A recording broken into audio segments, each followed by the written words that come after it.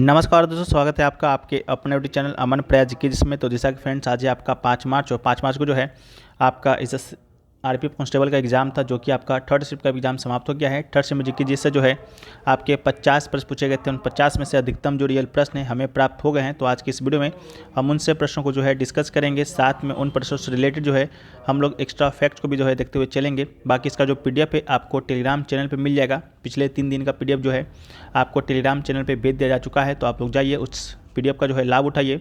हम लोग शुरू करते हैं आज के पहले प्रश्न से। तो आज का जो हमारा पहला जो प्रश्न है वह है कि भारतीय संविधान की जो है 8वीं अनुसूची निम्नलिखित में से किससे संबंधित है। तो इसका जो राइट आंसर होगा वो आपका भाषा हो जाएगा। भारतीय संविधान की 8वीं अनुसूची में भारत की सभी आधिकारिक तौर पर मान्यता प्राप्त भाषाओं की सूची प्रदान की गई है। ये संविधान अनुच्छेद 344(1) और 351 में पाई जाती है। अब तक 22 भाषाएं वर्तमान में मौजूद हैं जिन्हें आधिकारिक तौर पर भारत सरकार के द्वारा मान्यता प्राप्त है। आपका आसामी है, बंगाली है, गुजराती है, हिंदी है, कन्नड़ है, कश्मीरी है, कोंकणी है, मलयालम है, मणिपुरी है, मराठी है, नेपाली, उड़िया, पंजाबी, संस्कृत, सिंधी, तमिल, तेलुगु, उर्दू, बोडो, संथाली, मैथिली और डोगरी इत्यादि है। ठीक है, मूल रूप से कहें तो इसमें जो है आपका 14 भाषा ही हुआ करता था। बाद में अन्य संशोधन के माध्यम से जो है अन्य भाषा जोड़ा गया था, जैसा कि 1967 में 21वां संशोधन हुआ, उसके माध्यम से सिंधी भाषा को जोड़ा गया। 1992 में जो है 71वां संशोधन हुआ, जो कि कोंकणी, मणिपुरी और नेपाली, जिसे कि आमतौर पर शॉर्ट ट्रिक नमक से हम लोग याद रखते हैं, न से नेपाली, म से मणिपुरी, क से कोंकणी, जो कि आपके एग्जाम में पूछा भी जा चुका है। इसके बाद जो है आपका 2003 में 92 संशोधन के द्वारा जो है बोडो, डोगरी, मैथिली, संथाली को जोड़ा गया और सभी 22 आधिकारिक भाषाएं जो है 22 भाषाओं में हिंदी जो है अधिकांश भारतीय में द्वारा बोली जाती है। तो इसको भी याद रखिएगा। वीडियो में आगे बढ़ते हैं उससे पहले दोस्तों आपको बताते हुए चले कि अगर आपका भी एग्ज़ाम जो है आरपीएफ कांस्टेबल एग्ज़ाम बाकी है और आप लोग जो है हमारे मतलब जीकेजीएस के स्कोर अच्छा करना चाहते हैं पोर्शन में, तो आप लोग जो है हमारे द्वारा चलाए जा रहे हैं क्यूज एंड पीडीएफ प्लान में जो है आप लोग जुड़ सकते हैं। इसमें आपको जो है डेली 50 प्रश्नों का जो है क्यूज मिलता है। रात्रि 9 बजे क्यूज होता है टेलीग्राम चैनल पर। ये तो आपका 25 फरवरी से ही शुरू किया गया था, लेकिन अगर आप लोग अभी ज्वाइन होते हैं तो 25 फरवरी से जितने भी क्यूज हुए हैं, कितने भी पीडीएफ बने हैं, वो सारी चीज़ें आप लोग को दी जाएगी। और 50 प्रश्नों का वही विद एक्स्ट्रा फैक्ट के साथ पीडीएफ भी आता है, जहाँ से प्रश्न जो है आपके अभी आरपीएफ कांस्टेबल का एग्जाम चल रहा है लगभग आपके यहीं से आ रहे हैं। और जो अभी एग्जाम जो चल रहा है शिफ्ट वाइज जो डे वाइज जो है आपको पीडीएफ ऑलरेडी आरपीएफ कांस्टेबल वाला एनालिसिस का फ्री दिया जाएगा। ठीक है, मात्र 49 रुपये में हिंदी इंग्लिश दोनों लैंग्वेज में उपलब्ध है। 2 व्हाट्सअप नंबर है, दोनों में से किसी एक पर संपर्क कीजिएगा तो आपको ये पीडीएफ मिल जाएगा। नहीं तो लिंक डिस्क्रिप्शन में मिल जाएगा, वहाँ से भी जाकर जो है आप लोग इसका एक्सेस ले सकते हैं और भी जो भी परेशानी है, जो भी डाउट है आप लोग वहाँ पर पूछ सकते हैं। बाकी हम लोग वीडियो में आगे बढ़ते हैं। तो हमारा जो नेक्स्ट क्वेश्चन है वो पूछा गया कि नरेंद्र मोदी 2024 में जो है तीसरी बार जो है पीएम पद की शपथ जो है कब ली थी। तो इसका राइट आंसर 9 जून 2024 होगा। पर भारत के प्रधानमंत्री को शपथ जो है राष्ट्रपति के द्वारा दिलाया जाता है। तो उस समय के जो राष्ट्रपति हैं या थे द्रौपदी मुर्मू थे। प्रधानमंत्री नरेंद्र मोदी ने तीसरे मोदी मंत्रालय के 71 अन्य सदस्यों के साथ जो है शपथ लिया है। तो इसको भी याद रखिएगा। नेक्स्ट क्वेश्चन है कि 2024 में आंध्र प्रदेश के मुख्यमंत्री के रूप में शपथ किसने लिया। तो आंध्र प्रदेश के मुख्यमंत्री के रूप में जो शपथ लिए थे वो आपके एन चंद्रबाबू नायडू ने लिए थे, जो कि तेलुगु देशम पार्टी से या टीडीपी से आपके सुप्रीमो है या अध्यक्ष है। ठीक है, तो एन चंद्रबाबू नायडू इसका राइट आंसर होगा। अगला है कि भारतीय अर्थव्यवस्था की वृद्धि दर वित्त वर्ष 2024-25 में कितना रहने का अनुमान है। तो राइट आंसर जो है 6.4% होगा। नेक्स्ट क्वेश्चन पूछा गया कि यूपी में किस विषय के पढ़ाई के लिए छात्रों के लिए जो है छात्रवृत्ति योजना की शुरुआत की गई थी। तो इसका राइट आंसर जो है आपका संस्कृत होगा। उत्तर प्रदेश के सीएम योगी आदित्यनाथ ने 18 अक्टूबर 2024 को जो है वाराणसी का दौरा किया था। इस दौरान संपूर्णानंद संस्कृत विश्वविद्यालय में आयोजित कार्यक्रम में मुख्यमंत्री ने संस्कृत छात्रवृत्ति योजना का जो है आपका शुरुआत किया। इस दौरान उन्होंने राज्य के 69,195 संस्कृत से अध्ययनरत छात्रों के बैंक खाते में जो है छात्रवृत्ति की जो राशि है स्थानांतरित की। उन्होंने एक साथ 586 लाख रुपए की धनराशि छात्रवृत्तियों के रूप में ट्रांसफर किया था। तो इसको भी याद रखिएगा। और ये जो है 23 साल बाद पुनः शुरू किया गया। अगला है कि पौधे सूर्य का प्रकाश डैश नामक वर्णक के जरिए जो है ग्रहण करते हैं। तो राइट आंसर आपका क्लोरोफिल होगा। पौधे सूर्य का प्रकाश क्लोरोफिल नामक वर्णन के जरिए जो है आपका ग्रहण करते हैं। क्लोरोफिल जो है पौधे की कोशिकाओं में पाए जाने वाला हरा वर्णक है और यह पौधे को हरा रंग देता है। इसके अलावा प्रकाश संश्लेषण की प्रक्रिया में क्लोरोफिल सूर्य के प्रकाश की ऊर्जा को अवशोषित करता है। इस ऊर्जा का इस्तेमाल करके जो है पौधे अपना भोजन बनाते हैं।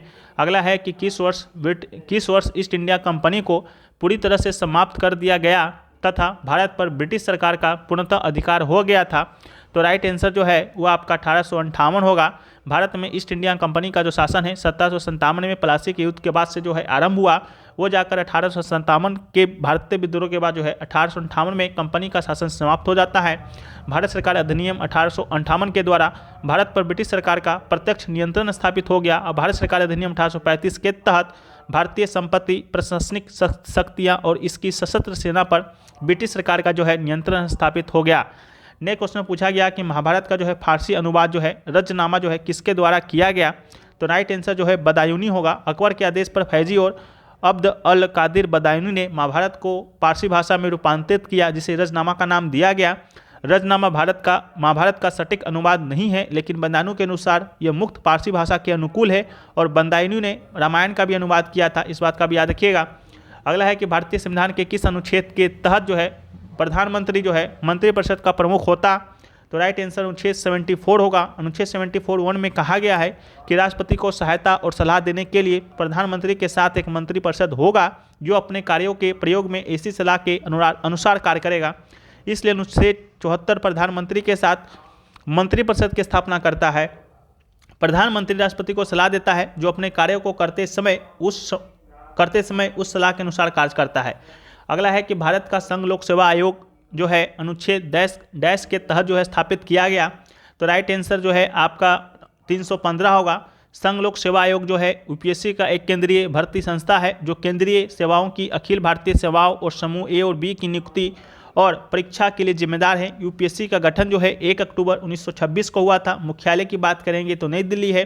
पहले अध्यक्ष जो हैं सर रोस बेकर थे और यूपीएससी के अध्यक्ष और अन्य सदस्यों की जो नियुक्ति है भारत के राष्ट्रपति के द्वारा किया जाता है।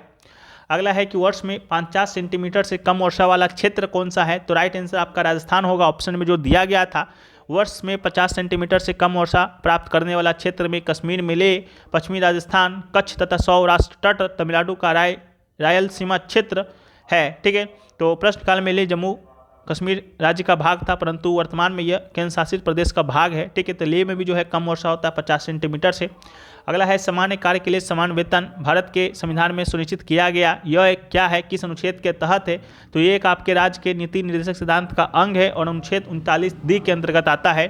तो अनुच्छेद 39D के तहत यह प्रावधान किया गया है कि पुरुष एवं स्त्री को समान कार्य हेतु समान वेतन दिया जाना सुनिश्चित किया जाएगा।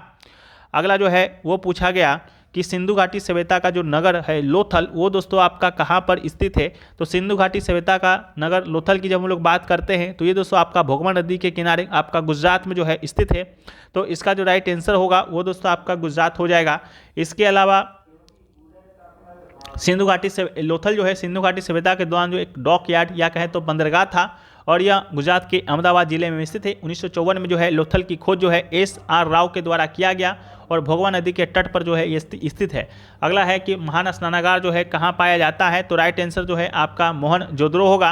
हड़प्पा उत्खनन में पाया गया सबसे प्रसिद्ध भवन मोहनजोदड़ो में महान स्नानागार था और मोहनजोदड़ो जो है हड़प्पा सभ्यता का दूसरा सबसे महत्वपूर्ण शहर है। ये शहर जो है वर्तमान में पाकिस्तान सिंध में लड़काना जिले में स्थित है और मोहनजोदड़ो शब्द का अर्थ होता है मृतकों का टीला और महान स्नानागार जो है 12 मीटर लंबा, 7 मीटर चौड़ा, 3 मीटर गहरा है। ठीक है, तो इसको भी जो है आप याद रखिएगा। इसके अलावा जो है कपड़ा बदलने के लिए जो है यहाँ पर आपका अलग कमरा था और माना जाता है कि महान स्नानागार जो है किसी प्रकार के अनुष्ठानिक स्नान के लिए था, ना कि डेली यूज के लिए था कि जाएँ स्विमिंग पूल में गए, कूद गए, नहा लिए। ठीक है, इस तरह नहीं था। कुछ आपका अनुष्ठानिक जो कार्य होता था पर पूजा के लिए जो है आपका ये मनाया गया था। ठीक है, तो इस बात को भी आप याद रखिएगा। ठीक है, डेली यूज के लिए नहीं था। अगला है कि राष्ट्रपति के निर्वाचन मंडल में शामिल कौन कौन होता है, यानी कि राष्ट्रपति के चुनाव जब होता है तो उस समय कौन कौन आपके भाग शामिल होते हैं, कौन कौन सी चीज़ें शामिल होती हैं। तो राष्ट्रपति का चुनाव में जो है आपका कौन कौन शामिल होता है। तो जो संसद है, संसद का 2 सदन है, राज्यसभा और लोकसभा, उसके निर्वाचित सदस्य शामिल होते हैं। राज्य में जो विधानसभा होता है उसके भी निर्वाचित सदस्य होते हैं। ठीक है, यहाँ पर मनोनीत शब्द का कोई भी जिक्र नहीं है, तो इस बात का याद रखिएगा। जहाँ भी मनोनीत देखिएगा राष्ट्रपति के चुनाव से संबंधित उसको डायरेक्ट काट दीजिएगा। ठीक है, और क्या देखना है, राज्य के विधानमंडल में 2 सदन होता है, विधानसभा और विधान परिषद। तो विधान परिषद भी देखना है, उसको भी काट देना है। विधान परिषद भी भाग नहीं लेता है। क्यों नहीं लेता है? क्योंकि विधान परिषद जो है सभी राज्यों में नहीं है, मात्र 6 ही राज्यों में है। इस कारण जो है आपका विधान परिषद भी भाग नहीं लेता है। ठीक है, तो निर्वाचक मंडल में लोकसभा, राज्यसभा और विधानसभा जिन राज्यों में होगा, और 2 केंद्र शासित प्रदेश में भी है, दिल्ली में, पुडुचेरी में, तो वहाँ के भी जो निर्वाचित सदस्य होंगे वो दोस्तों आपके भाग लेंगे। ठीक है, तो इस बात का भी आप याद रखिएगा। नेक्स्ट क्वेश्चन जो पूछा गया, उससे पहले आपको बताते हैं कि भारत में वर्तमान जो राष्ट्रपति हैं द्रौपदी मुर्मू हैं, और 25 जुलाई 2022 को जो है राष्ट्रपति के रूप में चुना गया था। आज का सेकंड शिफ्ट का ये प्रश्न है। और भारत का राष्ट्रपति भारत के राज्य का प्रमुख है, भारतीय सशस्त्र बलों का सर्वोच्च कमांडर होता है। राष्ट्रपति 5 वर्षों के लिए जो है अवधि के लिए जो है पद धारण करता है। अगला है कि भारत में उपभोक्ता संरक्षण अधिनियम जो है कब पारित किया गया? तो इसका जो राइट आंसर है आपका 1986 होगा। भारत में उपभोक्ता संरक्षण अधिनियम 1986 में पारित किया गया था। उपभोक्ता संरक्षण अधिनियम 1986 को लोकप्रिय रूप से COPRA के नाम से जाना जाता है। इस अधिनियम ने उपभोक्ताओं को उपभोक्ता अदालत में प्रतिनिधित्व करने का अधिकार और अधिनियम के तहत जो है जिला, राज्य, राष्ट्रीय स्तर पर त्रिस्तरीय अर्धन्यायिक तंत्र स्थापित किया गया था। यह भारत में उपभोक्ताओं के हितों की रक्षा के लिए अधिनियमित किया गया है। और इस अधिनियम को अनुसूचित व्यापार प्रथाओं, माल में दोष और सेवाओं में कमियों की जांच के लिए जो है उपभोक्ता संरक्षण के क्षेत्र में मैग्ना कार्टा के रूप में जो है आपका जाना जाता है। ठीक है, तो अभी तक हमें जो है थर्ड शिफ्ट में इतने ही प्रश्न जो है भी हाथ लगे हैं, और भी हाथ लगेंगे। उसको तो हम PDF में दे देंगे। PDF कहाँ मिलता है, कहाँ नहीं मिलता है, ये भली बात है, आप लोग जानते होंगे। टेलीग्राम पर मिलता है, जिसका लिंक डिस्क्रिप्शन में दिया गया है। तो आप लोग जाइए, उस PDF का लाभ उठाइए खोज कर, अगर नहीं खोजना चाहते हैं। और एक 5 स्टार जैसा आप लेना चाहते हैं कि हमें डायरेक्ट मैसेज के माध्यम से मिल जाए, व्हाट्सएप के माध्यम से मिल जाए, एक जगह मिल जाए, तो फिर आप जो है हमारे द्वारा चलाए जा रहे हैं क्यूज एंड PDF प्लान से जुड़ सकते हैं। इसमें डेली आपको 50 प्रश्नों का क्यूज रात्रि 9 बजे डेली, और उन 50 प्रश्नों का PDF विद एक्साफेक्ट के साथ जो आप कांस्टेबल एग्जाम चल रहा है उसका भी PDF आपको दिया जाएगा मात्र 49 रुपये में। आपका जो है व्हाट्सअप नंबर है, व्हाट्सअप नंबर यूज़ कीजिएगा, तो और लिंक भी डिस्क्रिप्शन में मिल जाएगा। तो चाहिए और जिनको आवश्यकता है वो लाभ उठाइए। बाकी हम लोग मिलते हैं नेक्स्ट वीडियो में। वीडियो पसंद आया है, वीडियो को लाइक कर दीजिए, चैनल पे नए होंगे चैनल को सब्सक्राइब कर दीजिए, और जो लोग सब्सक्राइब किए हुए हैं नोटिफिकेशन बेल कॉल पर क्लिक कर दीजिए। जब तक के लिए जो है जय हिंद, वंदे मातरम।